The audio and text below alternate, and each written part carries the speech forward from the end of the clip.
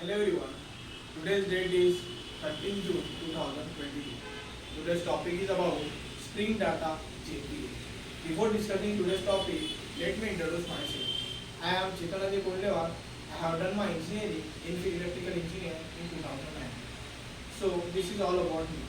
Let's start our today's topic, that is Spring Data JPA. So basically, the JPA stand for data. JPA stand for Java Persistence API. So so Spring Data JPA, it is a part of Spring framework, and the Spring Data JPA, it is a part of larger Spring Data family, and it makes too easily implements of JPA repository. Also, the Spring Data JPA provides specifications for persisting, reading, and managing the data from your object to the table, to your creating of tables in rational database. So basically, this is all about the JPA. It is used basically JPA is used for connectivity with the database in the Spring framework. Now let's see how to achieve that connectivity of JPA. So we will create a new project in STS. What will the name is giving that, and we can we select as the requirements of this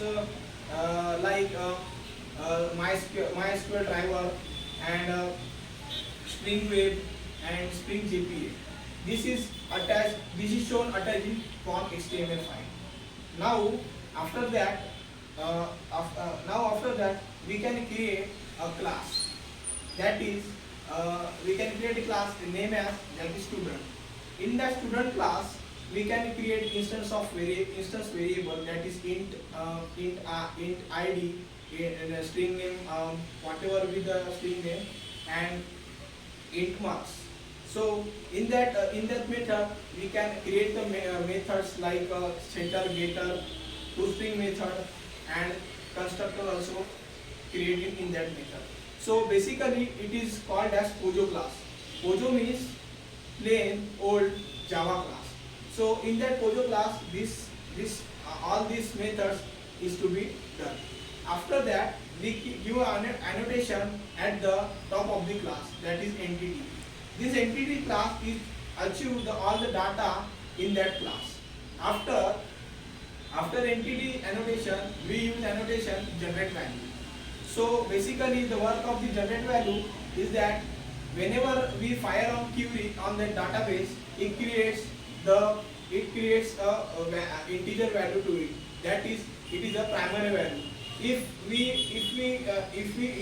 provide instance variable in the student class, that is ID, it will create the 1, 2, 2. Whenever we data is intake in that query, it is incrementing that, like 1, 2, and 3. It is never be duplicate, and so this is the working of this generate values. Now we create a interface. This interface is named as student repo. This interface, it extends the JPA repository.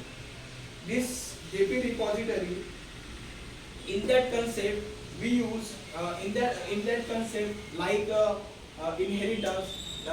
We can access the properties of parent class. So we will give the data type as a parent, and we will create a object of child. So in that so it is used, this concept it is used in that method. So at the repository, it is also called as data access object, and it is marker for any class at that fulfill the roles. Now the JPA repository is a extension of repository. So it likes inherits that like inheritance, that parent class method we can access in child class. So after that, we can create a class that is controller. It is called to be main class. in that main class we can take an annotation that is REST controller at the top of this class. So with the help of this REST controller we can handle this request and provide the RESTful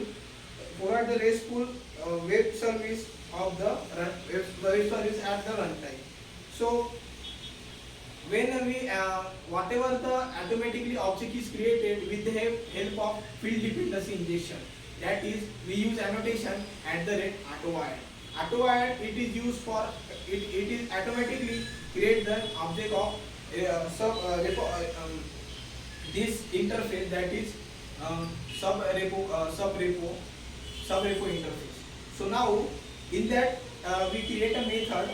We create a method with the help of in that we create a method and call the method with the and call in that method. From this method call the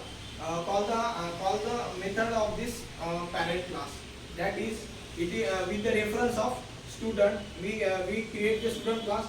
This student as a reference we can call from this method.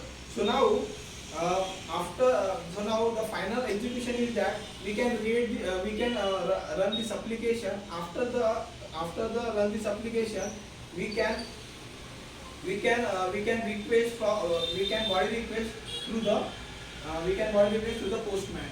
So we can give the body at the raw data, and we fire on that from this postman. When we fire on this postman, we create a query. It is insert in database and automatically give some data and add in database. Like example, it is a primary key as a 1, name as a Somu, and mark as a this.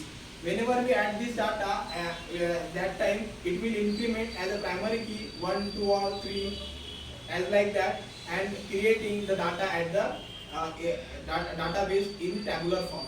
So this is all about the actual working of this Spring Data JPA. So thank you.